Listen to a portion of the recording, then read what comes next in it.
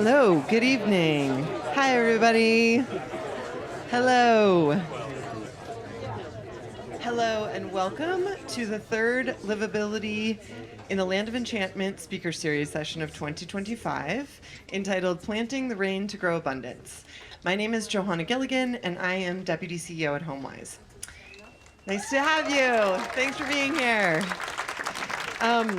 This series is designed to give residents and decision makers the chance to hear from both local and national speakers about how land use policies shape affordability, sustainability, and the vibrancy of our community. Tonight, we will learn from our speakers' incredible work in Tucson and explore how we can continue building long-term water security in Santa Fe, supporting both our present and future. I'd like to take a quick moment to thank our incredible sponsors that help make this and all of these events possible. Our Livability luminary sponsor is the Santa Fe Housing Action Coalition. Our affordable ally sponsors are the La Fonda Foundation, the Santa Fe Chamber of Commerce, and Santa Fe Habitat for Humanity. Our sustainability steward sponsor is Christus St. Vincent, and our Friends of the Series sponsor is Friends of Architecture Santa Fe. Please give them a big round of applause for their support. We'd also like to thank our amazing partners that have helped us to develop this series. Our partners are included in the program that you can access using the QR code on the screen. I particularly want to shout out Maury Hensley from the Santa Fe Watershed Association, who was the person to suggest that we bring Brad to town. So you can thank Maury for this talk. In a few moments, we'll be hearing from our speaker, Brad Lancaster. Brad's talk will be followed by a panel with Maury Hensley, Executive River and Watershed Manager, Executive Director of the Santa Fe Watershed Association, and Zoe Isaacson, River and Watershed Manager for the City of Santa Fe. We will also have time for questions and answers. As always, we will accept questions via Slido throughout the evening. To participate, please use the QR code or visit the Slido website and input the number shown. Once you are in Slido, you can click Q&A and the green Ask button to submit your questions. We may have just a few people who haven't been to this series before tonight, so do use the QR code here now, and then you can pull up Slido and ask your questions throughout the talk. I'm very excited to tell you a bit more about Brad Lancaster. I think that this talk comes at such a perfect time. It's been a summer of abundance for rainwater in Santa Fe, which is wonderful, and also has obviously led to flooding, and I know people personally who've had their homes flooded, and so I know it's also brought challenges. So I think that this is a great time for us to really dig into thinking through how we continue to use stormwater and rainwater to our benefit. So Brad Lancaster is the author of the award-winning Rainwater Harvesting for Drylands and Beyond, and is also co-founder of neighborhoodforesters.org. Since 1993, Brad has run a successful permaculture education, design, and consultation business focused on integrated regenerative approaches to landscape design, planning, and living.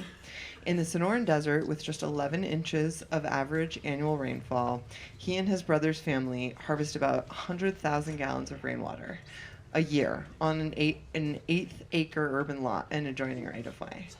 This harvested water is then turned into living air conditioners of food-bearing shade trees, abundant gardens, and a thriving landscape incorporating wildlife habitat, beauty, medicinal plants, and more.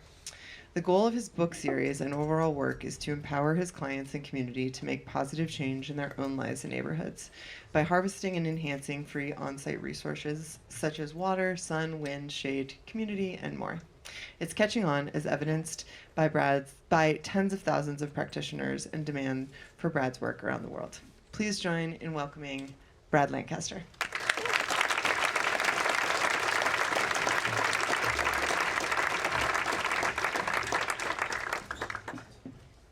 All right, thanks all for coming out tonight and for this evening of cross-pollination.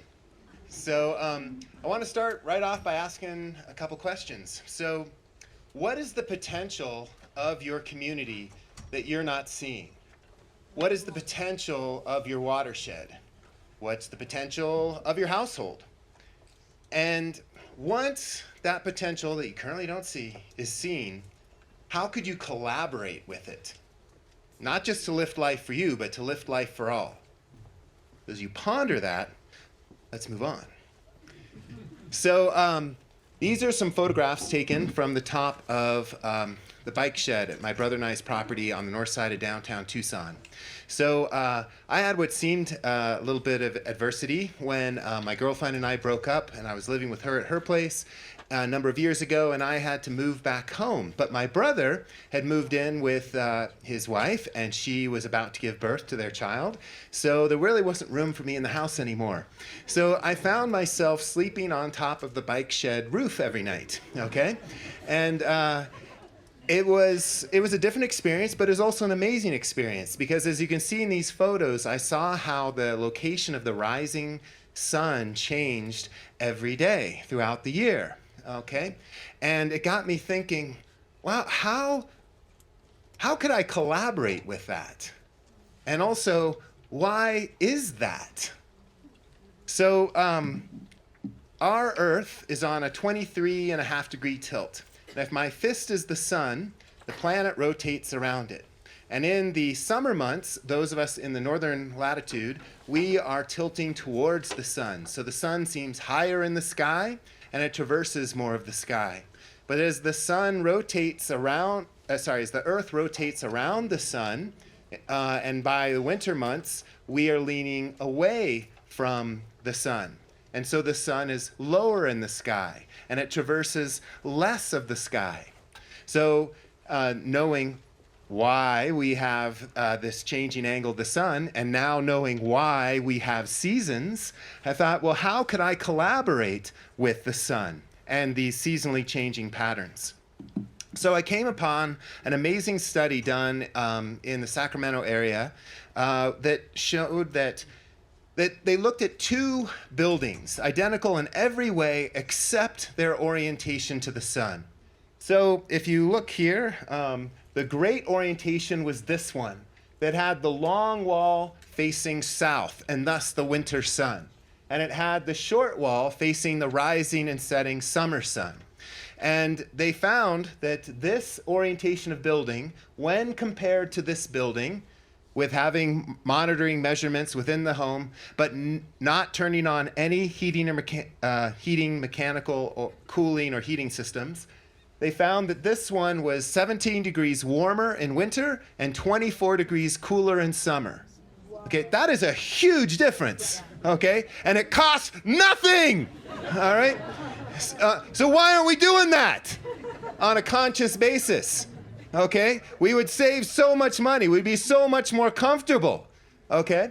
And so anyhow, I told some friends of this that had a mobile home in Boulder, Utah.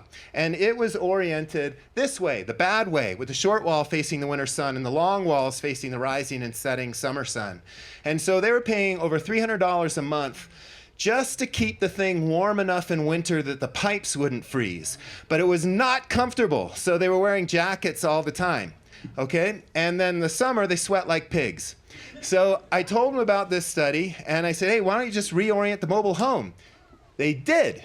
So this is the new orientation. This is the rising summer sun hitting the short wall, not the long wall. And then this is the long wall that gets the winter sun. Upon doing this, their winter heating bill dropped from over $300 a month to less than $50 a month, and they no longer need to wear jackets. And in summer, they no longer sweat like pigs. Boom! Proof it works! Okay. Okay, but we can go further than that, okay? Why stop at the building envelope, all right? So this is looking at that more ideal. Oh, first off, I think you guys get why this one is warmer in winter, right? Why is it cooler in summer? Because the sun goes over the top of the roof. Okay, too many people talking. I can't. I'll just say it. I couldn't understand what was coming my way. All right. So the bulk of the insulation in the home is in the roof, in the ceiling, right? Okay, and so you don't have that much insulation, especially if you have windows facing east or west on these walls. So when the sun's low in the sky in the morning and the afternoon in the summer months, it just blasts in the walls, not the roof. So the less wall you have facing the rising and setting sun, the better. That's why this orientation is cooler in summer than that orientation that has a long wall facing the rising and setting sun. Okay, so let's now look at the landscape. So if we put trees that build on this ideal or the bad orientation, it works for both. So we get trees on the east, north, and west sides. Now we're further shading out that morning and afternoon sun in the summer months, but we're never blocking the winter sun. So these are the summer months, okay? So morning, noon, afternoon, and these are the winter, morning, noon, afternoon. So we're always got sun in the winter, always got shade in the summer, okay? Pretty sweet. So the landscape is collaborating with the orientation of the building. Collaboration! That's the name of the game. All right, but let's go further. Okay, how are you going to water those trees? You're going to send municipal water to it and drop the groundwater table or pull more water out of the Rio Grande and burn all kinds of coal to pump the water uphill to get it to you? Hell no! Let's find a better way. Okay, so let's plant the rain before we plant the plants. Or if you've already planted the plants, do a plant the rain retrofit. So what does that mean? It means that, whoops, went too fast. Means this, okay. So here we've got the home, and this is the south side. So we've got the low-growing plants in the garden, so they don't block the winter sun. Then we can plant the trees on the east, north, and west sides, within or beside these sunken rain gardens, okay? So we can direct the runoff from the adjoining landscape and from the roof into these. So the free on-site rainfall and runoff is the irrigation source. Now, maybe you're wanting to plant a more water-hungry plant. The easiest way to succeed with this is plant low-water use native plants. But if you want something needing a little more water, like an exotic fruit tree, okay, you can put that in, but now you got to plant the gray water along with the rainwater. Okay, so the gray water is that lightly used water that went down the drain of your sink, shower, bathtub, or washing machine. Instead of sending it to the sewer, first send it to the landscape instead. Okay, so in times of no rain, you're still getting the gray water. All right, so then we get everything working great. And if you're like, yeah, I still don't buy it. All right, here's a little scenario. This is a highway in southeastern Arizona where it's so dry, the dominant plant is the very arid-adapted creosote plant. Okay, there's very few trees. Yet, along the highway, there's a continuous linear forest of trees that nobody planted and nobody waters, nobody takes care of. How is it possible that we've got that linear forest of trees that no one's doing anything to make happen? Runoff turned run on, and that's right on. Okay? So the water runs off the highway into the swale alongside the highway. So instead of just flowing out, it infiltrates in, and all is good. So we're just doing the same thing, but in a slightly different context. So it's really important we have the correct topography. We don't want to have a hill-like draining topography. We want to have this basin-like topography that holds onto the rain when it falls, and then we have healthy soils that rapidly infiltrate the water so there's no puddling water and we don't have mosquito issues. So Aaron Kaufman, who's here tonight, a local hero, he's done some amazing study on this here in Santa Fe, a 7-year study at the Santa Fe Community College. Let's hear it for Aaron Kaufman. So let's say you've got a rain garden basin that is sized to capture all the direct rainfall. You get the full 14 inches of rain that falls on the area here in Santa Fe in an average year. If it's flat or it's mounded, you're not getting anywhere near that. So you can also direct water from an adjoining hardscape surface, like a roof, into the same rain garden. And if it's sized to hold that water too, you can double your available rainfall from 14 inches to 28 inches of rain a year. Okay? If you also direct an additional runoff surface, tripling the catchment area, and having your basin large enough to capture it, you can triple your available rainfall at no cost except for the shovel work to make the basin happen. Okay? Pretty cool. All right. So this is a scenario where we've got a slightly mounded landscape that is draining surplus irrigation water, rainwater, and roof runoff to the sidewalk and the street drain. If this is turf, or some other high water use plant, people think, okay, well, I can plant lower water use plants. That's cool, okay? maybe use drip irrigation as opposed to sprinkler irrigation. Okay, that's cool. But if you don't change the underlying dysfunctional topography that is draining water out of the system rather than retaining the water, you haven't really fixed the issue. So what I'm advocating is this, where we flip it so we've got the basin shape, we've got the water retaining landscape as opposed to the water draining landscape and topography. So with this, we can capture direct rainfall, the water off the roof, we can capture the runoff off the adjoining hardscape surfaces such as the sidewalk, and in times of no rain, we can direct the household gray water into same basin. Pretty sweet. So the goal is, how can we create landscapes where we can get them to the point where their sole water source is free on-site waters, no virgin imported waters like municipal water. Don't need to run the pump to pump the groundwater, okay? And do it in a way that our landscape actually gives more water back to the local system than it takes out of it. Okay? So 30 to 70% of the drinking water consumed in the average single-family household is used to irrigate landscapes. So think of all the energy and resources that go into purifying that water to drinking water standards and the network of plumbing that gets it to you at that quality, and then you're just putting it right into the dirt? Madness! Okay? So what if instead we then use the free sky juice falling from the sky that is much higher quality for the plants. It doesn't contain the salts. It's got beneficial nutrients in it and whatnot. Use that as the primary water source, household gray water as a secondary source, and so on. That's what I'm advocating. Now here's an example of a co-housing development in Tucson, Arizona, where we're drier and hotter. And so these are all the housing units on either side of the common landscape. So the common landscape has been divided up into a whole series of depressed rain gardens or sunken planting areas that are separated by the raised walkway. So the roof runoff is all draining into this, and this photograph was taken after 2 inches of rain fell in less than an hour. Would have been a problem had we left it like that, because these are high clay soils, so water's just sitting, ponding. That would result in a mosquito issue and water loss to evaporation. But we're not done. So we put in, the vegetation, the living pump that utilizes the water. The roots and all bring that water down into subsoil and then transpire it through the plant tissue. And we also brought in spongy wood chip mulch and compost, making the soil much more absorbent and able to hold on to the water longer into the dry season.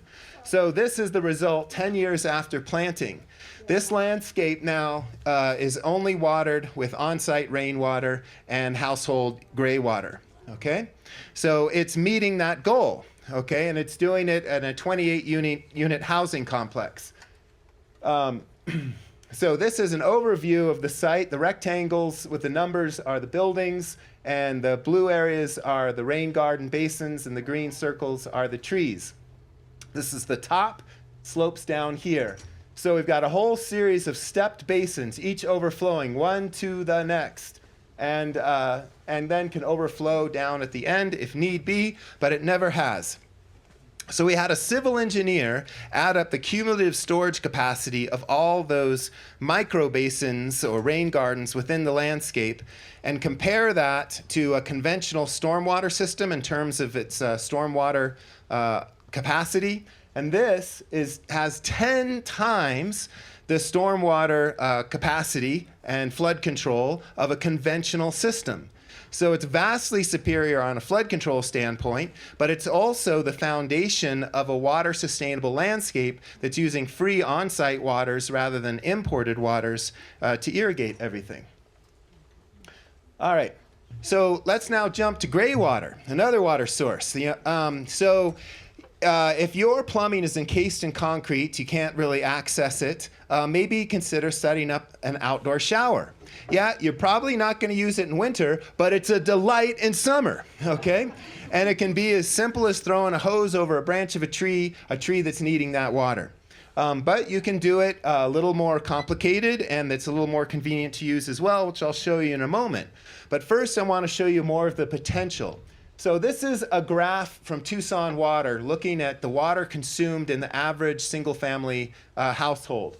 So 45% of the water is consumed outdoors in the landscape, primarily for irrigation.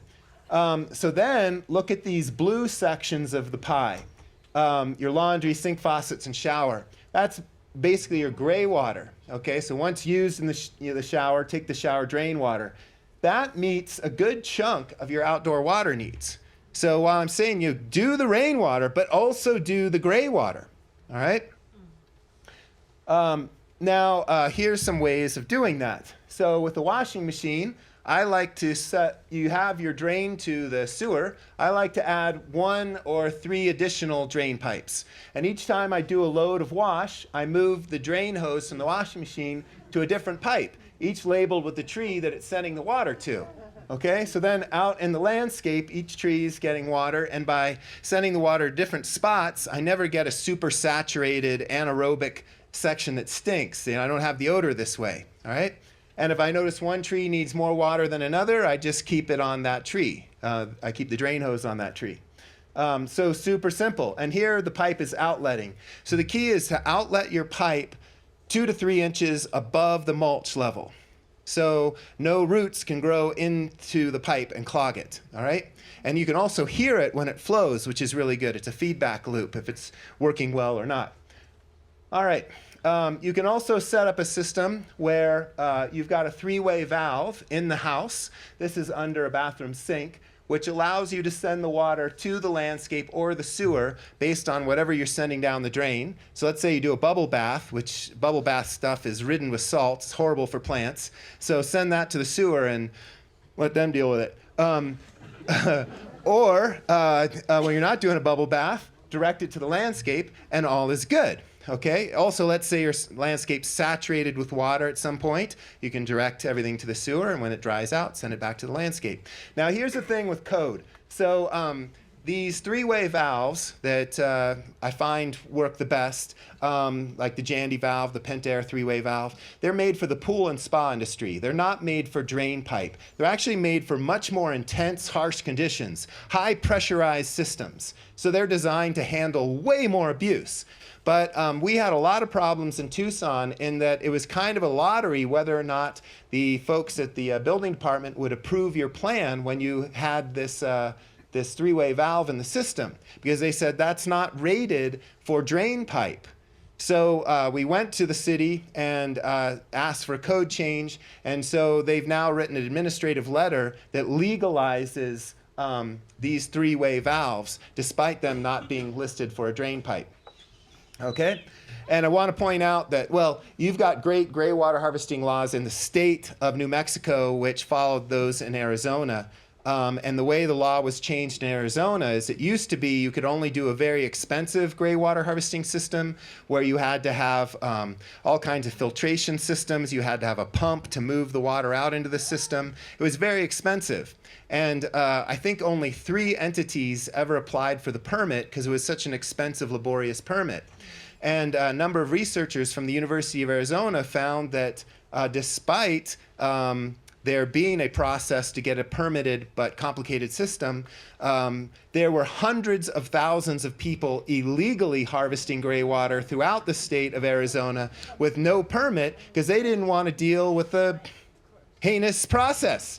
Okay, so taking that information and also finding that the vast majority of the systems had no health risk because people were following common sense guidelines, they went to the state legislature and changed the law. So now, instead of having a very expensive permit, there's no, you don't have to apply for a permit. It's automatic as long as you follow 13 common sense guidelines.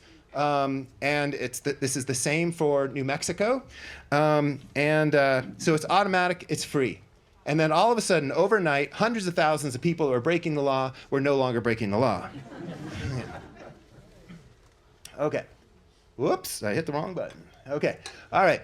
So the whole goal here is how do we mimic the planet's hydrologic cycle? There's a limited amount of fresh water on this planet, and yet the planet does not run out of fresh water. Yeah, maybe sections of the planet have droughts and scarcity at times, but the planet does not. And that's because of all the life forms that have adapted to help cycle that water billions of times in such a way that maintains or improves the quality of that water.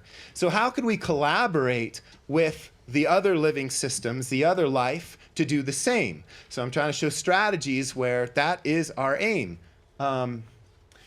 So let's look at how another way, let's look a little bit more in depth on how these trees on the east and west side of our houses can help shade and cool us. So in Tucson, when it was 102 degrees outside, I took a thermometer on the west facing wall in the afternoon and looked at what was the difference in temperature with different color walls and a shaded wall. So a brown colored wall, much like the color of many of the homes here in Santa Fe, facing west, it was 151 degrees. So that's 49 degrees hotter than ambient temperature. Okay? And then I looked at a white wall. Okay? So that was 124 degrees. So 22 degrees warmer than ambient temperature. Not as bad as the brown, but still not good. All right? And then I looked at a number of houses, didn't matter what the color of the house, that had the west wall shaded by either a covered porch or tree shade and so forth. And they were just about ambient temperature. So wall color makes difference, but shade is the best. Whoops. Okay, so what about the noonday sun in summer? Okay, so you see the south-facing wall here is shaded, but not by the trees. In this case, it's shaded by a roof overhang. So you can very simply design the roof overhang or an awning that will shade you in the midday summer months, but not the winter months. So this is the one-car garage that I turned into a cottage, thus a garage. It's also a shed turned condo, a shondo. It's a charadage. And there's a lot more. Okay, so we had the right orientation. The long wall was facing south. Raised the roof to make room for loft space. I designed the roof overhang in relationship to the windows to get full sun in winter. As you can see now, that's the angle of the winter sun. On spring and fall equinox, it's kind of midway. And then here's summer, full shade. I also have the lower awning is retractable in the cool, cold months and extendable in the warm, hot months. Okay? Super simple. I honestly don't know how an air conditioner works. I could never fix one, but I know how this works. It's super easy, as does my nephew. So we also set up a little artwork piece here. So it's hard to see there, but it's right there. So we've got a fishing pole marking the angle of the summer sun at noon on the summer solstice. We've got a ski pole, the angle of the noonday sun on the winter solstice, and golf clubs spring and fall equinox. So we're celebrating this conscious relationship with the sun, harvesting the winter sun and the summer shade. Further boosting things. And none of this is new. You go to Canyon de Chelly, see the White House ruins, and you can see that they built this little community here in the alcove. So it's facing south, so they're getting full winter sun when you want and need it. And then the overhang of the alcove shades them in summer. Perfect. All right, nothing new. Let's get back to the basics. All right, now let's talk about how this works with one's neighbors. So if you were to build a house so high that it shades out the south-facing wall of your neighbor and their south-facing windows, you're kind of screwing your neighbor. If they have a solar hot water heater, as they do here on the roof that's shaded, it doesn't work in winter. This house also has solar panels on the roof that don't work in winter. This is a sustainable housing development. That's how they market it in Tucson. And yet, they didn't have that awareness of maintaining winter sun access. Now, the state of New Mexico has the only decent Solar Rights Act I'm aware of in the nation. So anyone filing with the recorder's office that they are utilizing their access to the winter sun, no one can take that away from you. okay, by building or planting the south of you. But if you don't file with the recorder's office, you don't have that right, okay? So look into that more. Whoops. Okay, so when I raised the roof of the garage to create the garage, I could have gone much higher, and I would have shaded out the south-facing windows of my neighbor to the north. But I didn't want to do that, so I limited the height and I set the angle so I do not rob them of their winter sun access. And it does mean that I can't stand up totally straight in the loft. I have to kind of be like this. But every time I'm like that, I do a little giggle of joy because I know I'm maintaining their solar winter sun access. And they now have solar panels on their roof, and now they're taking full advantage of the south-facing winter sun beaming through their window in the winter months. Okay.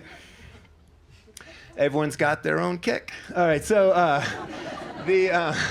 you also would want to pay attention to your own solar rights. So especially in the low desert, a lot of times we are planting to give us more shade and cooling in the summer months. But if you're not watching what you're doing, you're killing yourself in the winter months. So here's a tree that's giving great summer shade, but all these scenarios are for the winter sun. It's too close to the house, so it's shading the south-facing windows and the panels and the solar hot water heater. People then say, well, I'll do a tree that drops its leaves in winter. But just the bare branches cast enough shade that your solar panels do nothing for you, okay, and block out the bulk of your winter heat. So move it far enough to the south that you're not blocking that desired sun. And let me elaborate on that further. Oops. So how would you figure that out? So for the noonday sun here in Santa Fe, it's a 1 to 1.67 ratio, but I'm going to simplify it. Let's call it 1 to 1.7. So for every foot something is tall, it'll cast a shadow to the north 1.7 feet in length at noon on the winter solstice. Okay, the shortest day of the year, that also has the longest shadow. Okay, does that make sense? Okay, this diagram is to the Tucson ratio, but you now have the Santa Fe ratio. All right, so now I'm going to go further. So how can we do more of this work out in the public realm, the public right-of-way? So this is the public right-of-way in front of my brother and I's property in 1994 when we bought the property. We got a great deal because it was about to be condemned, and thank God, because we were both making poverty wage, and that's the only thing we could afford, and we couldn't do it alone, so we had to do it together, and woo, there were some tough dynamics for a while, but we made it work. Okay, so so water used to all drain to the street. So then we started directing the water from the street into the street side plantings. And so we turned that into that in a way that's not consuming any municipal water. It's just using free on-site rainfall and runoff from the street. I'll elaborate on that more in a moment.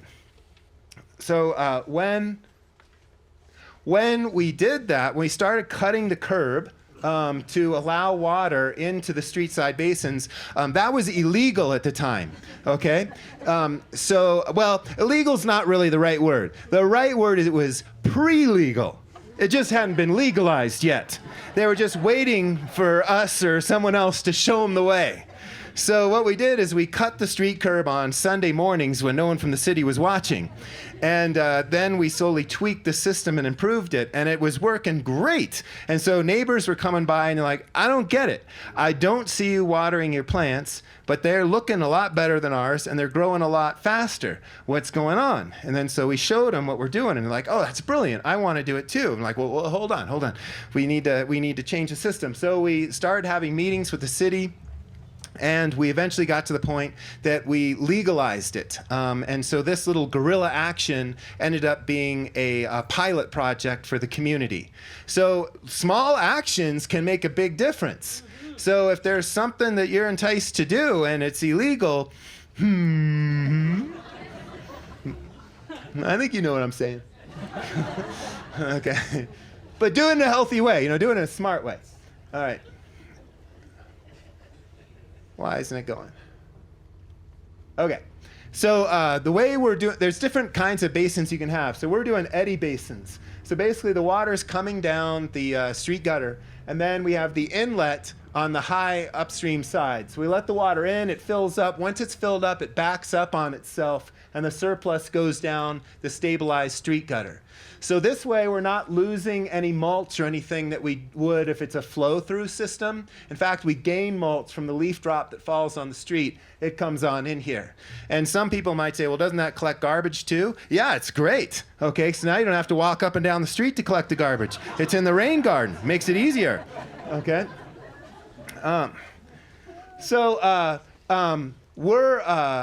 We're now harvesting over 1 million gallons of stormwater a year just in our neighborhood that used to flow out of the neighborhood with these strategies. Okay, now it's not only been legalized because the city's seen the potential of this. Now it's incentivized with $2,000 per residence rebates for water harvesting. You can also get a $1,000 rebate for gray water harvesting. And the great thing about these rebates is you don't get the rebate until you take a free 3-hour class. Okay, so a lot of people that don't know how these systems work, they get educated, and then you can't have shady contractors take advantage of them because they better understand how all this works. Okay, and a lot of the good contractors have helped us create the curriculum. And you've got a lot of great, good contractors here, such as Reese Baker with Raincatcher. He's here tonight. Jeremiah Kidd with San Isidro Permaculture, Santa Fe Permaculture, and so many more. Okay, all right. Okay. All right. Sorry. Oh. Okay. So we used to do curb cuts. Now we're doing curb cores because they cost a lot less to install. So we do a 4-inch diameter core. Yes, they are a little more likely to clog up, but as long as people are getting out before the rainstorm or rainy season and clearing it out, we find it works really well. And the other key thing is to work as a community. So it's going to cost $350 for the crew to show up to do your curb coring. Even more money for the folks to do the curb cutting. So what we do is we get a whole bunch of neighbors together and list their addresses as you would meet them as you drive down the street, so they can do all these folks at once. So instead of costing $350 for the curb core, it's only $50 per curb core because we're working as a community. Now, when we're doing this street side runoff harvesting, some great studies were done by Mitch Pavo-Zuckerman. Down at the bottom here is the study. So he looked at street side rain gardens or basins with different surface treatments. One had rock and gravel. The other had organic matter, like compost, wood chips, or just cut up on-site prunings. And he found that those with the organic matter had twice as much soil moisture as those with the rock and gravel, even though the ones with the organic matter treatment had a smaller catchment area contributing water to those basins. And we also had twice as much soil organic matter, much more soil life, and much more beneficial life, such as beneficial nematodes and whatnot, that help bioremediate the toxins coming off the street, because we had a much more alive and healthy subsoil ecosystem. Okay, because that organic matter is both habitat and food for many of those microorganisms. So let's collaborate with the system, not fight it. And you don't have to mine rock. You can just prune your neighborhood street trees and get your mulch for free. Just make sure you cut up your prunings to 6-inch or shorter sections so it doesn't become a pack rat nest. Okay, the more soil-water contact, the more quickly it decomposes. All right, and none of this is new. All right, so this is just building on the traditional knowledge of the Native American auction or traditional runoff farming. So they would be pulling farming within the floodplain of an ephemeral waterway, or with a little detritus weir would put some of that water up, more of that water up onto the floodplain. So our streets are our ephemeral waterways in the built environment typically, but the concrete curb is the Berlin Wall that's separating the water from the floodplain. So if we cut through that, we can reconnect them. We can bring them back together.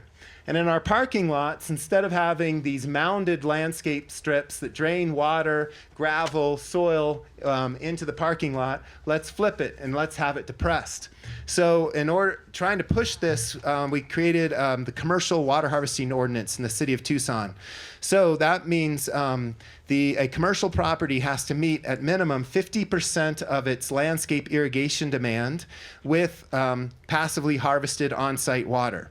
And the way to do that is to create the water harvesting topography and then direct the hardscape runoff to those low vegetated areas. Now, when we were originally looking at creating this ordinance, there were some folks pushing for tanks. Don't go that route. Tanks are way too expensive, and they don't have as much capacity as the passive systems. The other great thing about the passive systems is everyone can see them. They can see if it's working or not, because everything's on the surface. There's no pipe or anything buried. Okay, so it's more accessible and it helps educate the community. All right, and so we want to move away from this dysfunctional draining topography to the water harvesting topography and making sure we're harvesting the water where we want the vegetation, and we've got the raised mounds where we've got feet and wheels, not the plants.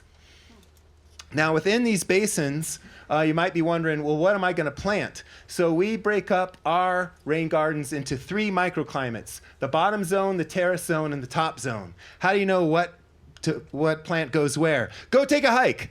Go into the local intact pockets of your ecosystem and see what species prefer the low spots that get inundated with more water and also cold night air. Okay, and those are the species you want to put in the bottom of your basins. What are a little bit higher, don't get as much water, don't get as much cold air pooling? That's what you put on the terrace. What are the species that are even higher still and seem to prefer better draining soil? That's what you put on the top zone. Okay, super easy. And in my books in the plant appendix, I list plants by their preferred rain garden zone, and we're working with local nurseries to do the same on the little plant ID labels at the nursery. So yeah, it's working sweet. So we were doing so well along the street, we decided to take it into the street. Okay, so we had a lot of really bad cut-through traffic in our neighborhood, so we wanted to get some traffic calming. But instead of doing the typical roundabout that's mounded and drains water, we depressed it lower than the street. So at minimum, it captures all direct rainfall, and if the street is not crowned but rather depressed, you can create curb cuts to let the water in as well.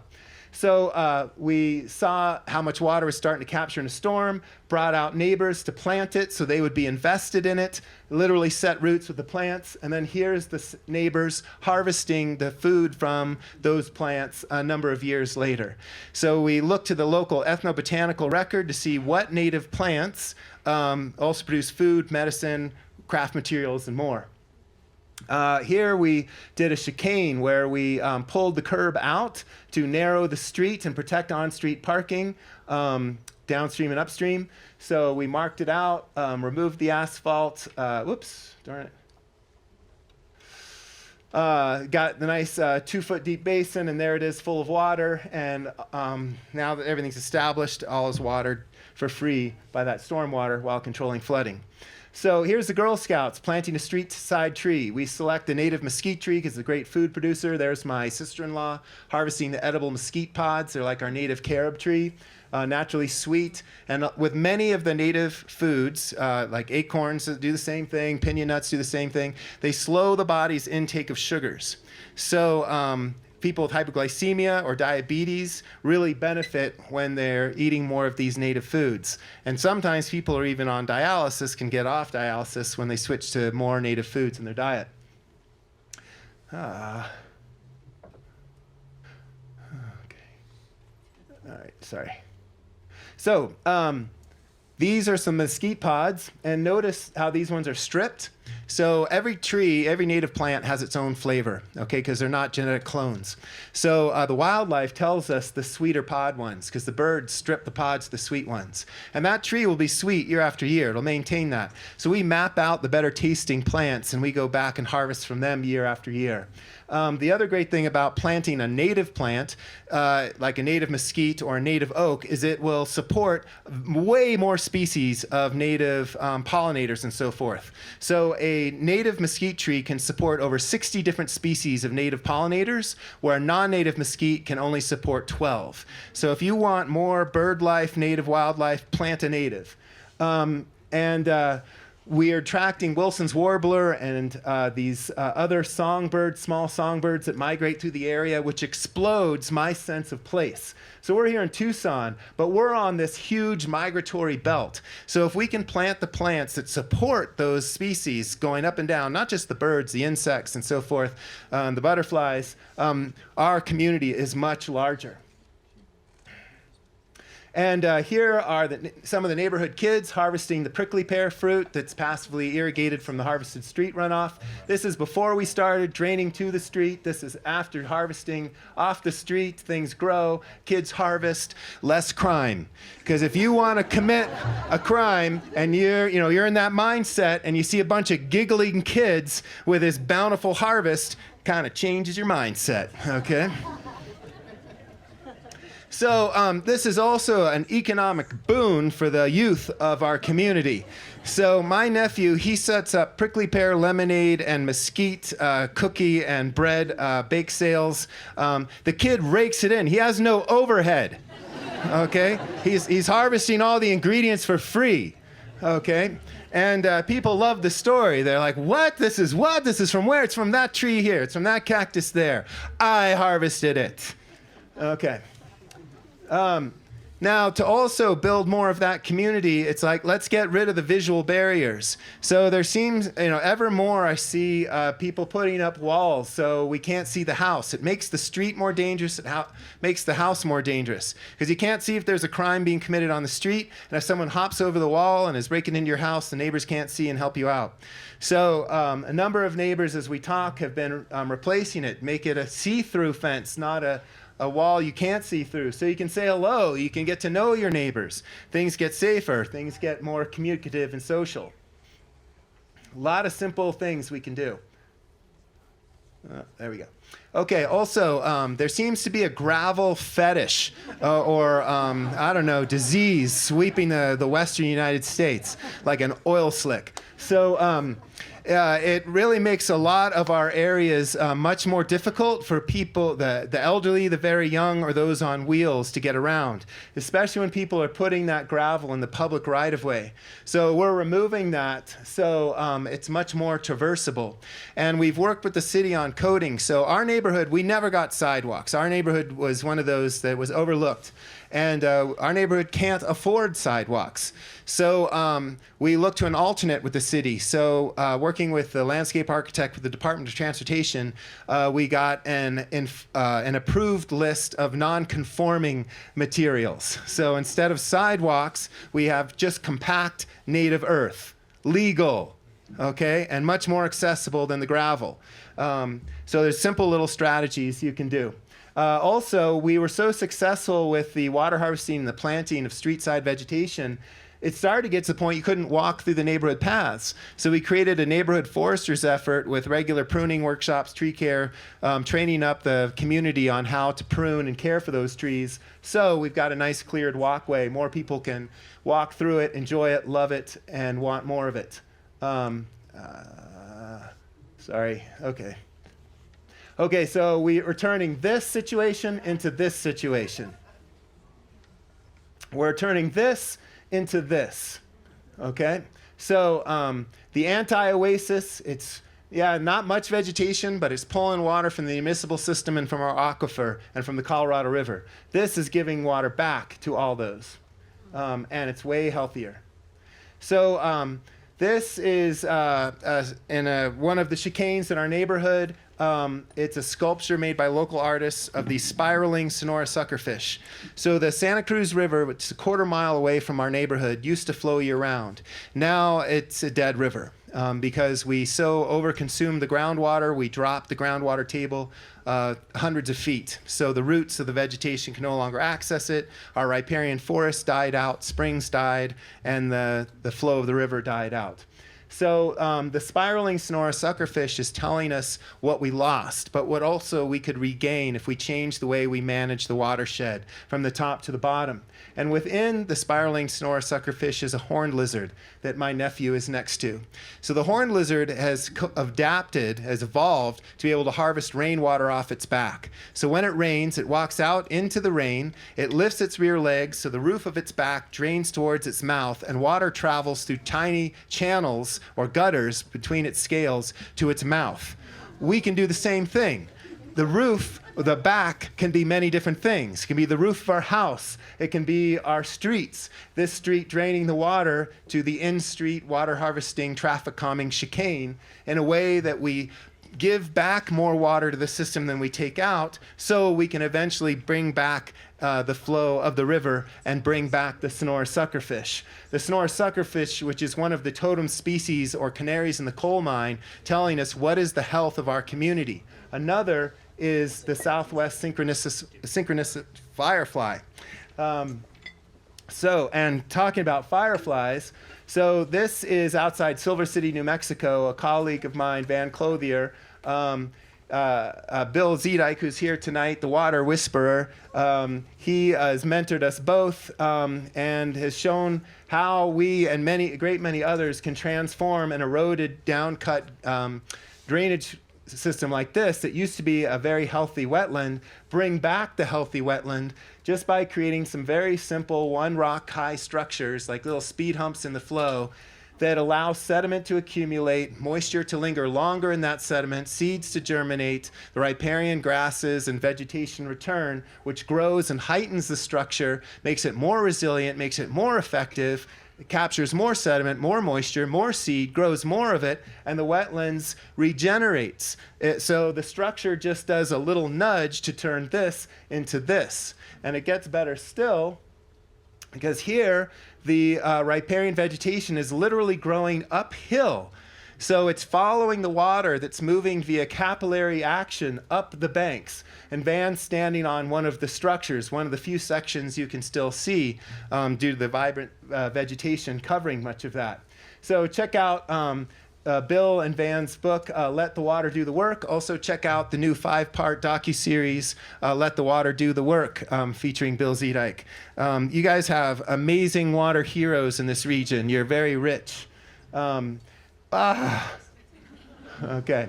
So that work of bringing back the wetlands, that work of bringing back more moisture to the soil, that's what brings back the on-Earth stars. That's what brings the fireflies back. So fireflies, that's something that I experienced as a kid out east when I'd visit my grandparents in Kentucky.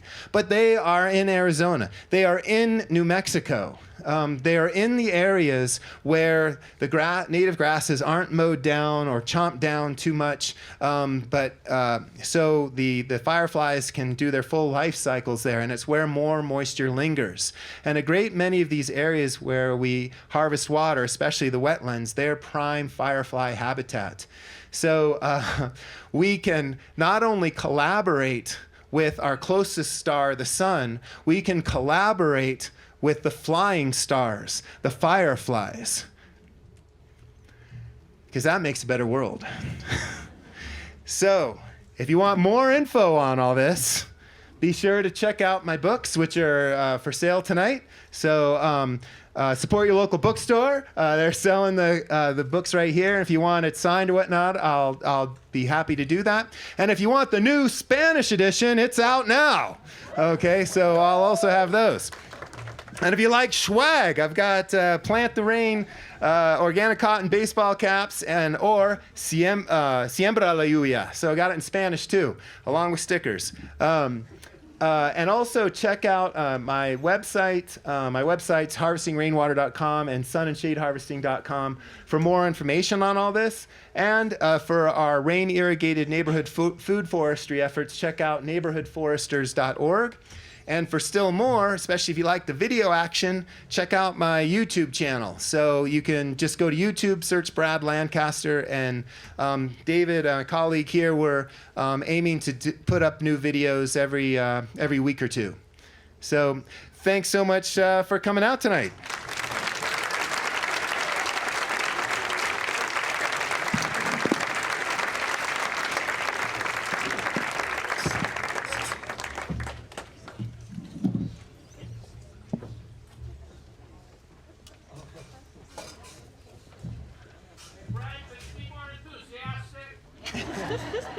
Kind of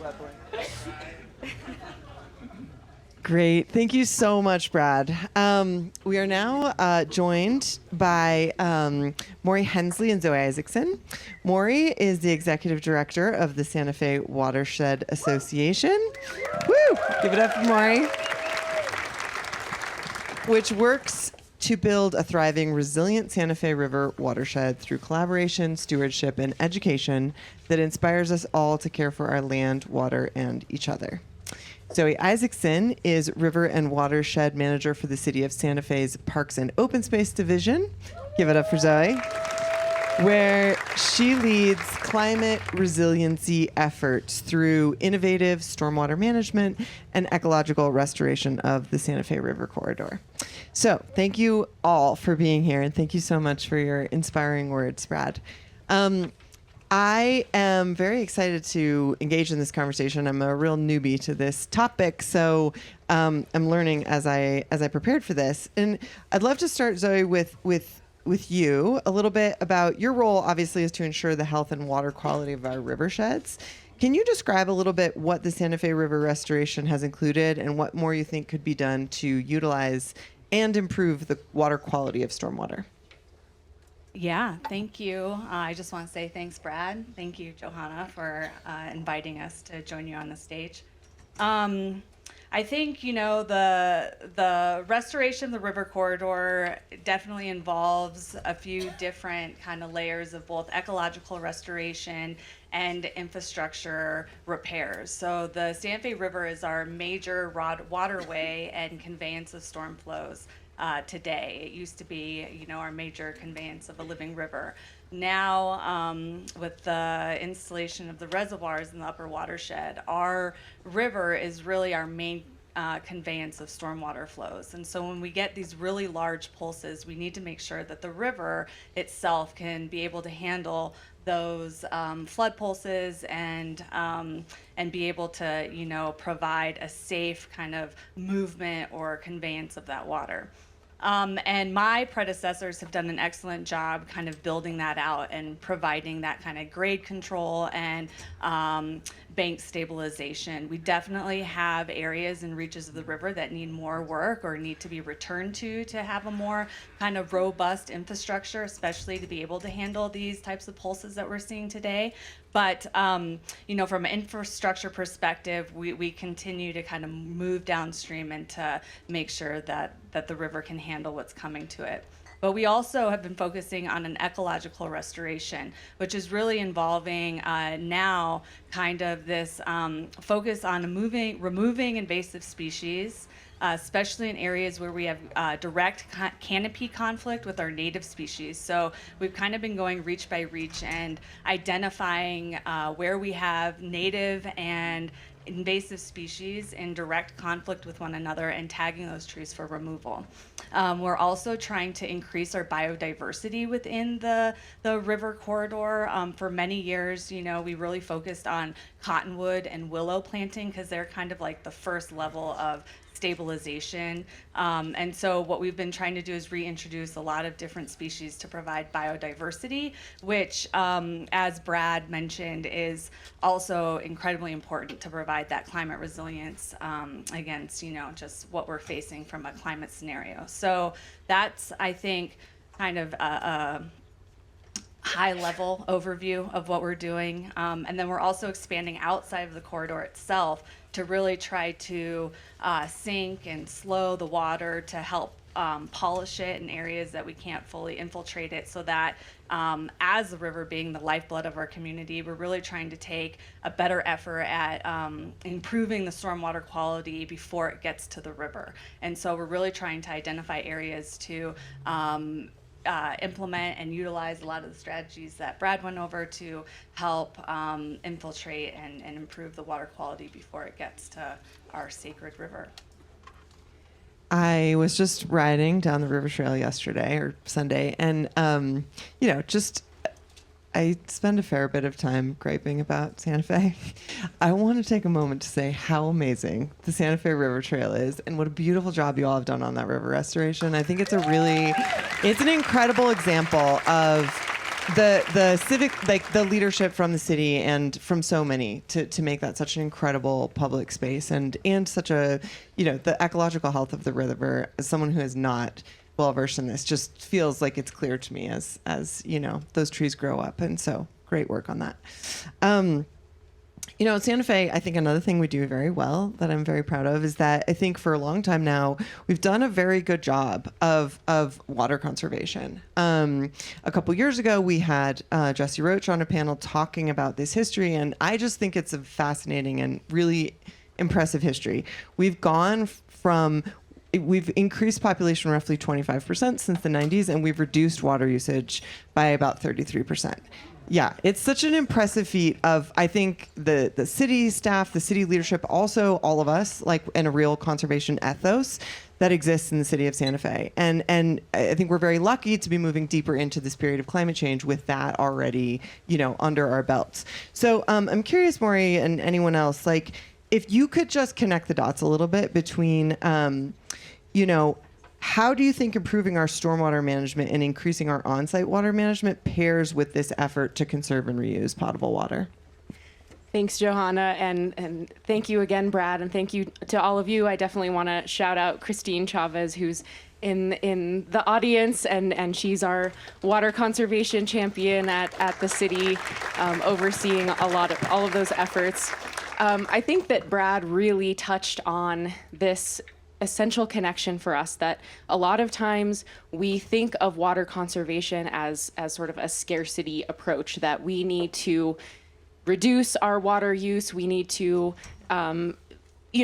really pare down our lifestyles, we need to survive this impending scarcity. And while I think that it's really important to think about the impacts of climate change to our water systems, I think that what Brad emphasized so incredibly and so inspirationally is that we have an opportunity to also think about water conservation from the perspective of abundance. And I think that that's really where stormwater stewardship comes into play, is that we are changing the paradigm of how we're thinking about stormwater.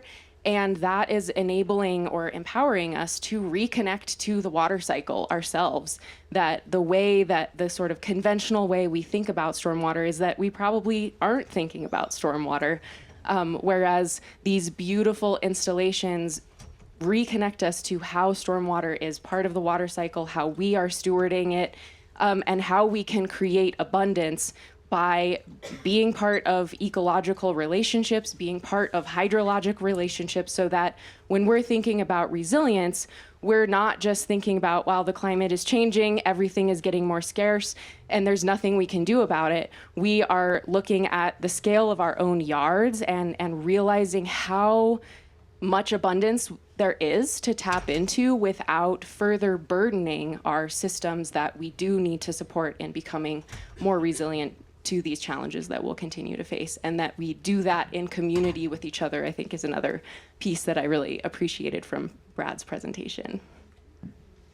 So we are in the midst of updating our land use code, and this is a series about land use. And so I want to kind of draw out the threads of the connection between what you're talking about and how we continue to grow our city. So there's obviously a lot of policy implications, like things like legalizing curb cuts that are like these micro level concepts.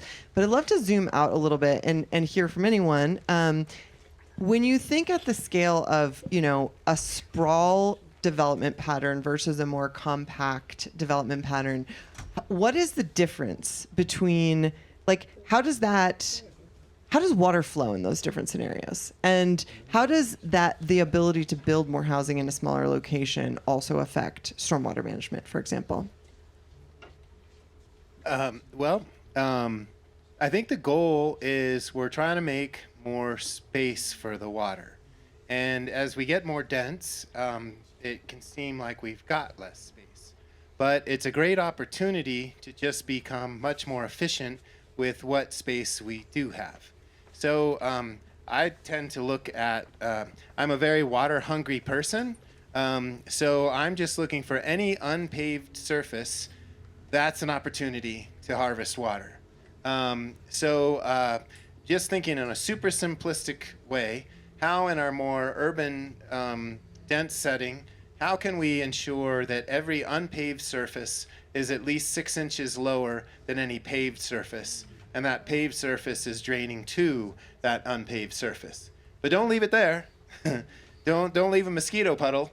So then how can we also ensure that these unpaved areas are in ideal locations, ideally, where we could have some vegetation with multiple benefits, like that shading of the morning and summer sun in the summer months.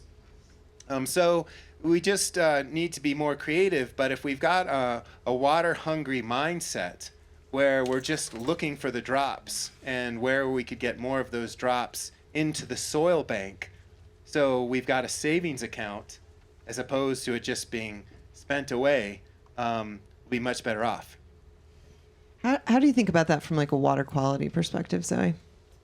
Well, I guess just to kind of echo what Brad's saying first, I think, we really want to keep the water here for as long as possible before we let it leave our watershed. And so I think when I think about stormwater and I think about development and how development impacts stormwater, I'm also really thinking about how that introduction of impervious area really changes the hydrograph of that stormwater and how it interacts with that landscape. And so, previously undeveloped areas, kind of have this sheet flow. It has water, rain coming down, and it kind of sheet flows and cascades across the landscape.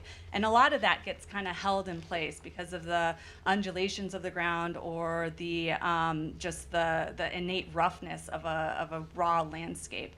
But when we put impervious surface on that, we then have water that is rushing off the landscape and often being funneled to one location.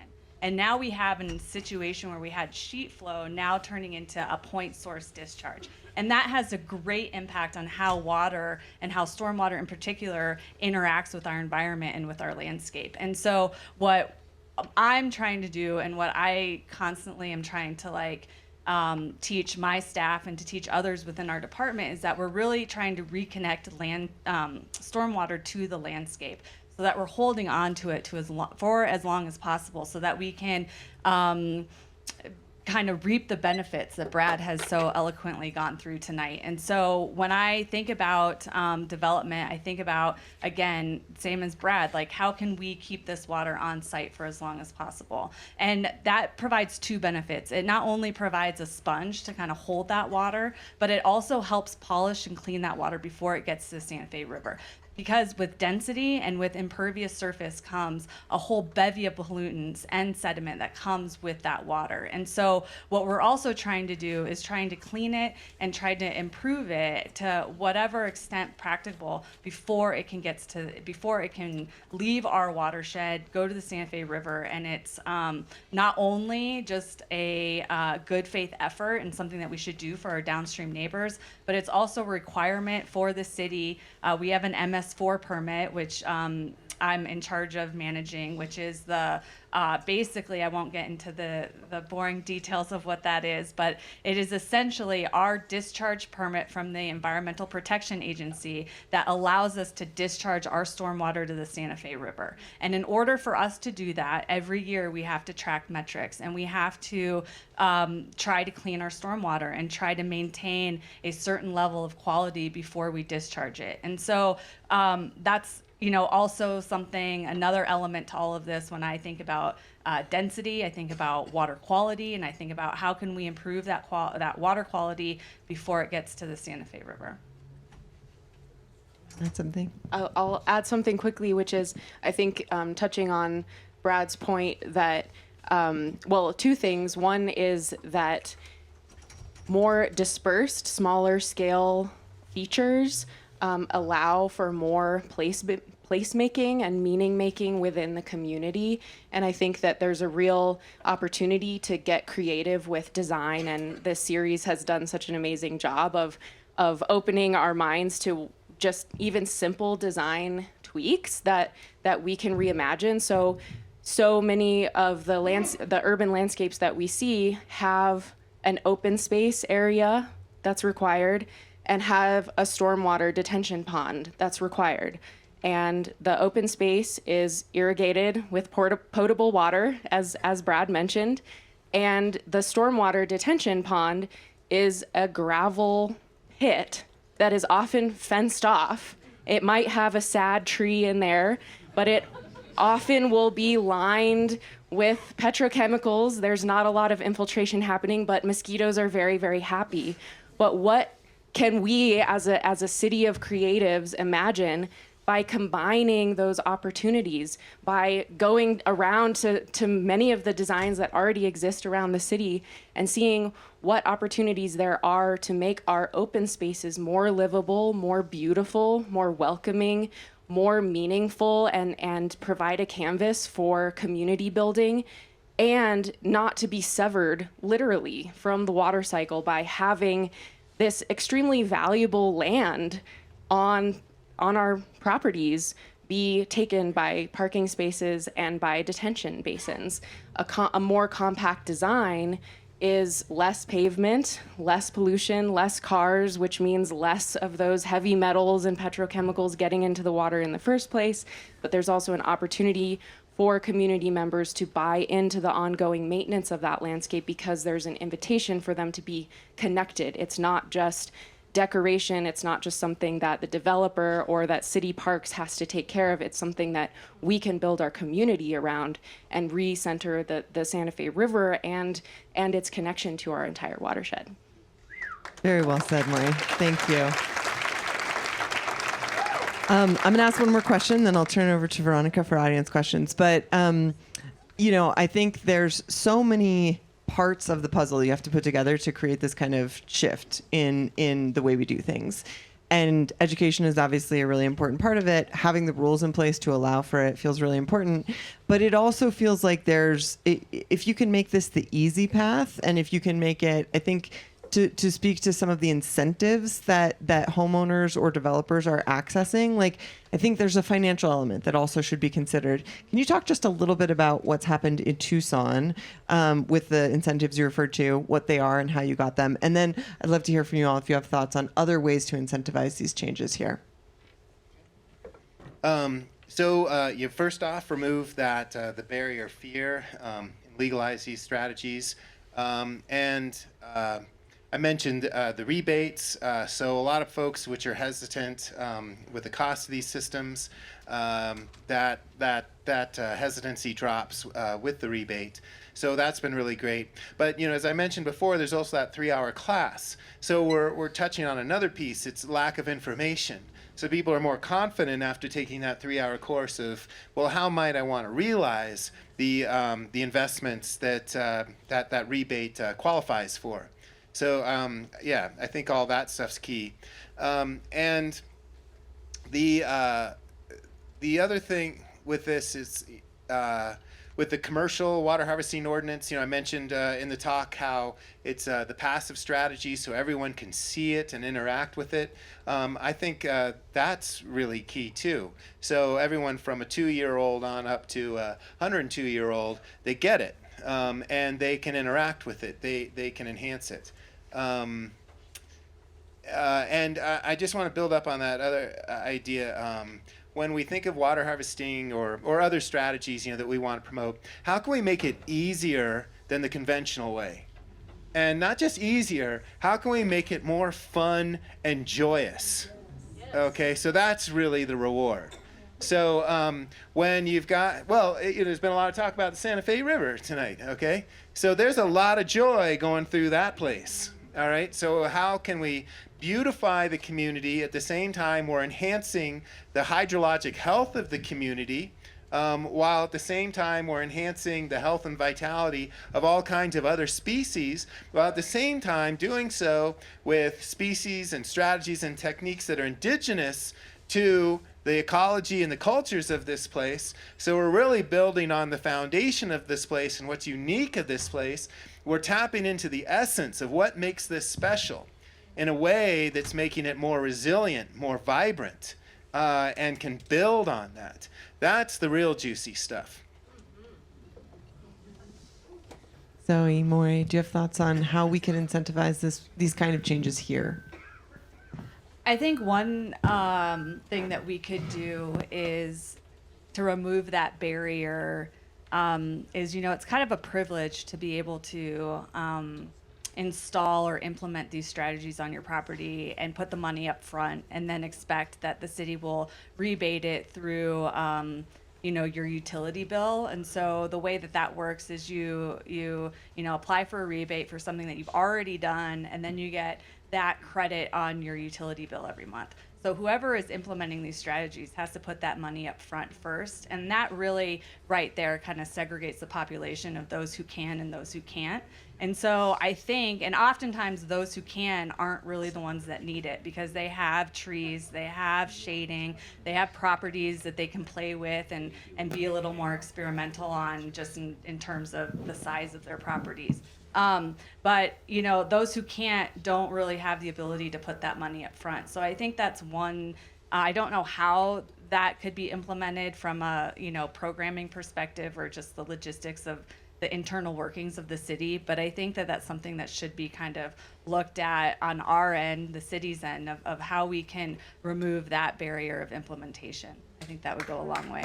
Yeah, I love that. And just as a corollary, one thing that New Mexico is doing really well is we were the first state to get our Hear Her grants out, which is funding for transitioning to electrification, electric heating and cooling.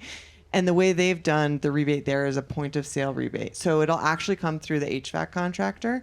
So it could be something delivered through a contractor network potentially. Maureen, would you? This isn't as much of my field of expertise, but I think, to echo another of Brad's earlier points, I think collaboration is really key.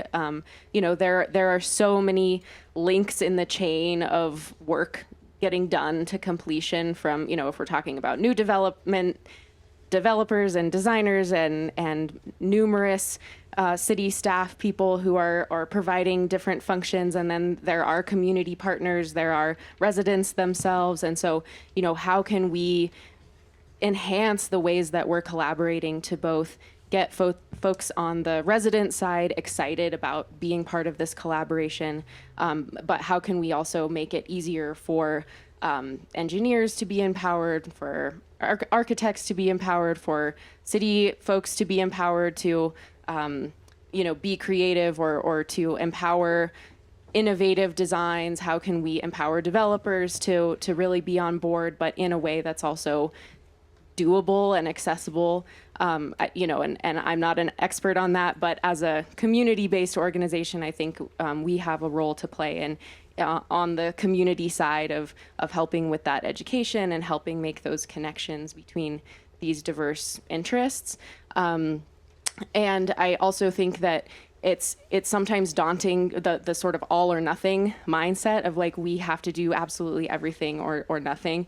But I think even if, as a starting place on new developments, if the grading could be set up in a way that then communities can keep building on that over time, like even that would be such a major victory. So even taking these small steps where it's possible, where it's feasible in terms of cost, I think is important to keep in mind. Thank you. Thank you all for submitting such great questions. We have time for a couple of these. First question is, I have heard we need a certain amount of water going down our sewer system for it to work and to return water to the Rio Grande. So we shouldn't do too much gray water harvesting. Is that true? That is well out of my wheelhouse. I'm a stormwater person. I don't want to throw anybody under the bus, but I do know that the Jesse Roach is in the audience, so maybe you can chase him down at the end of the talk and ask him about that. Sorry, Jesse. Brad, did you want to add something? So we're not taking all the water out of the sewer. So we're just looking at the gray water from just some select sources. We're not even touching the poop juice. So And the other thing too is when we look at new development. So my understanding, because the same concern comes up in Arizona, is especially in some of the older developments, perhaps the slope of the sewer line wasn't installed at the ideal. So at minimum, moving forward, we can make sure we've got the proper slope and sizing of those sewer pipes. And I just to say the same thing, different way, reiterate, we're not talking about all or nothing. It's just it's a percentage, and it's a relatively small percentage that we're looking at tapping. And also, you're not going to have every citizen of Santa Fe tapping their gray water. So a great many of them don't have a yard into which they could even put the gray water. So that will continue to go down the sewer. Same thing with a lot of the industrial properties and whatnot. That's not going. And there's other waters you can harvest that we didn't even touch. If anyone's got an air conditioning unit, that AC condensate can be redirected to the landscape. And that's currently, a lot of that's going down the sewer. So there's, I just feel that there's more water than we are maybe perceive. And there's more opportunity than we perceive if we're wise. Thank you.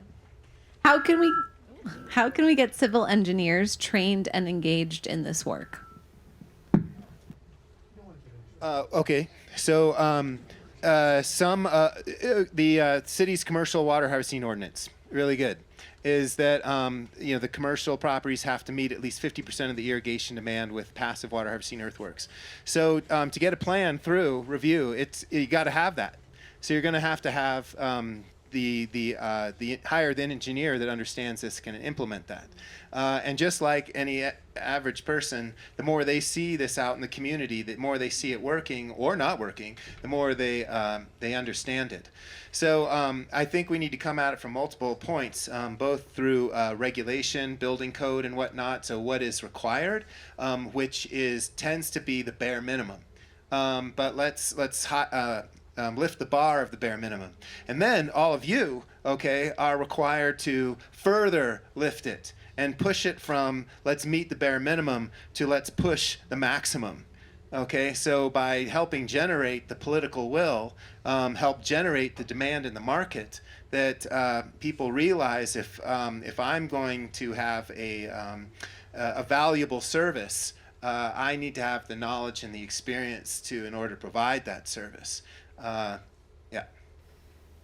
Thank you. For communities that don't have the means financially or who aren't physically able, how can we empower them to implement these practices in their homes and communities? Well, the river and watershed section of the city, as well as water conservation, has developed different materials and educational programming that can do just that. So we have, we developed a brochure that's kind of a plan view of a house, and it shows all these different tools that Brad was speaking of how to kind of keep stormwater on your property and how to then utilize it so that you're getting these secondary benefits from that resource. I also just want to, Maury is being very humble, but we do also provide the Watershed Association in collaboration with the city. We provide workshops throughout the year to help teach homeowners and residents how they can implement these rain gardens, how they can maintain them, and how they can prune trees.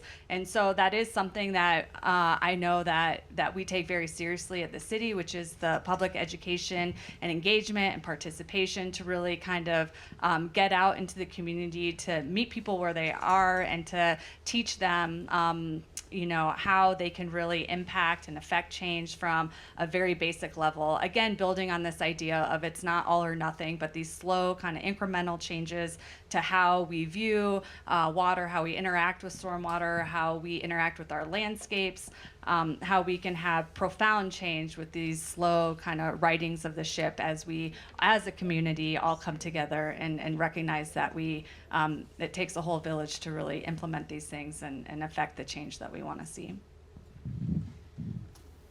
I think that was a great closing comment. Thank you so much. Thank you so much to all of our panelists for a great conversation this evening. Thank you, Brad, for being here. And thank you all so much for joining. We're grateful to Collected Works for being here with copies of Brad's book available for purchase. He will be signing copies, so please come get a copy.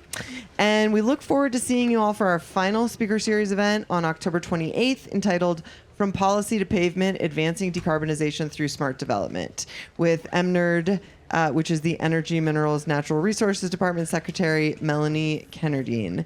We'll discuss the urgent work of reducing greenhouse gas emissions by shifting to cleaner energy, improving efficiency, and reimagining how we power our homes and communities. You can use the QR code on the screen to register. You can visit livabilityspeakerseries.com. In a moment, we will be break for food, drink, and community building. When you walked in, you received a card with a couple discussion questions, which are also here on the screen. We encourage you to use these to chat with people you know and don't know to debrief the session. Thanks so much for joining us this evening. Please join us for food and snacks.